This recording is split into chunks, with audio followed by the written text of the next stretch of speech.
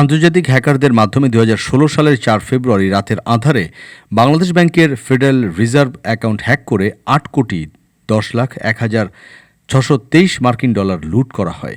এতে সব ধরনের সহায়তা করেন বাংলাদেশ ব্যাংকের গুরুত্বপূর্ণ দুটি বিভাগের কর্মকর্তারা।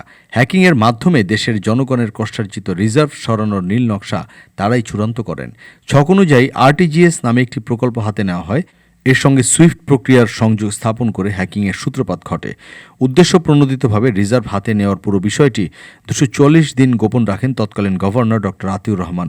রাষ্ট্রের এত বড় অঙ্কের অর্থ ভয়াবহভাবে হ্যাকিং ও জালিয়াতির মাধ্যমে লুটের ঘটনায় থানায় সাধারণ ডায়েরি করতেও নিষেধ করেন তিনি।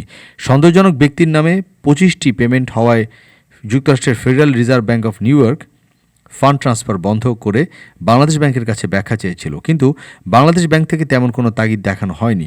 হ্যাকিংয়ের ২৫ দিন পর ম্যানিলার দ্য ইনকোয়ারার পত্রিকার খবরে হ্যাকিংয়ের মাধ্যমে লোপাটের তথ্য জানতে পারে বাংলাদেশের মানুষ।